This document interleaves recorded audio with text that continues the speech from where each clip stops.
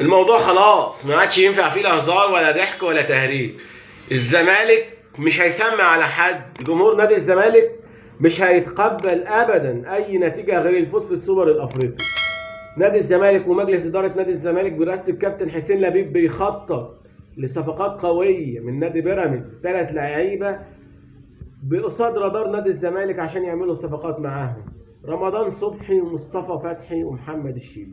صفقات هتبقى اضافات قويه جدا لنادي الزمالك، وللعيبه دي هيبقى طبعا اضافه قويه ليهم ان هم ينضموا لنادي كبير زي النادي الملكي نادي الزمالك. خلاص مفيش لعب ولا دلع ولا هزار، الماتش الجاي ماتش مفيهوش كلام، اكون او لا اكون. لو الاهلي كسب الزمالك في السوبر الافريقي خلاص يبقى كده مفيش حاجه اسمها منافسه ومفيش حاجه اسمها الزمالك، وما نتكلمش تاني بما يرضي الله بقى. ما هو كسبنا في النادي في نهائي القرن وكسب بطوله افريقيا، لما يكسب مننا السوبر كمان يبقى كده خلاص خلصت انتهت، وربنا يستر والاهلي ما يكسبناش بهدف لقفشه كمان تبقى مش حلوه خالص.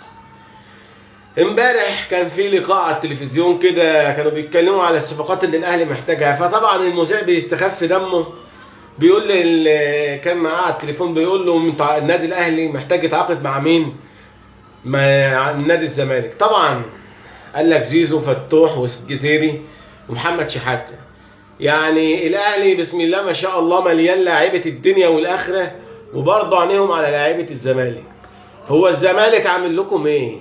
يعني الاهلي محتاج زيزو في ايه؟ مع احترامنا لزيزو طبعا احسن لاعب في مصر، لكن انت محتاج زيزو من الزمالك ليه وانت عندك لعيبه كتير كويسه؟ عندك حسين الشحات وعندك طاهر محمد طاهر وعندك قفشه وعندك رضا سليم وعندك يعني في الجناحات بسم الله ما شاء الله فرقتين مش فرقه واحده، ولكن لعيبه الزمالك حلوه عليها سكر. ليه؟ عشان نادي الزمالك يقع وما يبقاش فيه منافسه.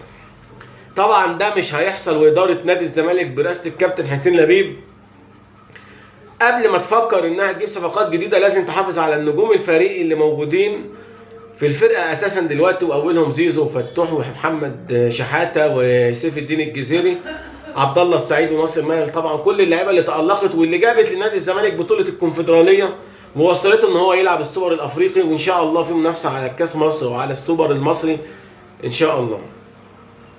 كمان نادي الزمالك بقى بيخطط لعمل صفقات قويه جدا مع نادي بيراميدز، على راسهم مصطفى فتحي طبعا رقم واحد، ولان هو لعيب زملكاوي في الاساس، وطبعا شفنا اللي حصل بين مصطفى فتحي وبين المدرب بتاعه في ماتش الاهلي لما حصل التغيير.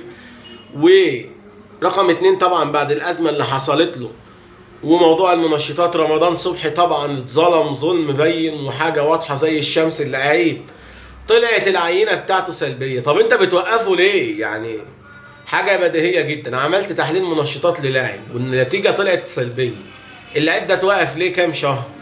مش حرام ان هو النادي يتحرم من اللعيب بتاعه؟ حرام ان انت توقف مسيره لعيب مهم جدا لمنتخب مصر والنادي بيراميدز والكره المصريه عموما. رمضان صبحي وموهبه بتقضى عليها، كنت عايز تخلص عليه زي احمد رفعت.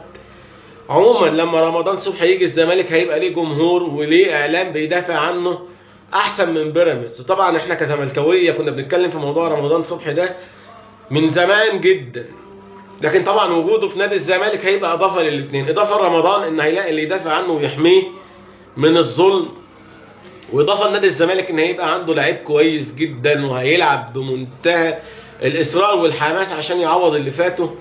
وطبعا انا لو مكان الخطيب بصراحه مش هفرط في رمضان صبحي وهرجعه النادي الاهلي، وعلى الاقل اللي عمله رمضان صبحي مش زي اللي عمله امام عاشور وما طلعش غنى عيله كذا كذا والكلام اللي احنا عارفينه ده.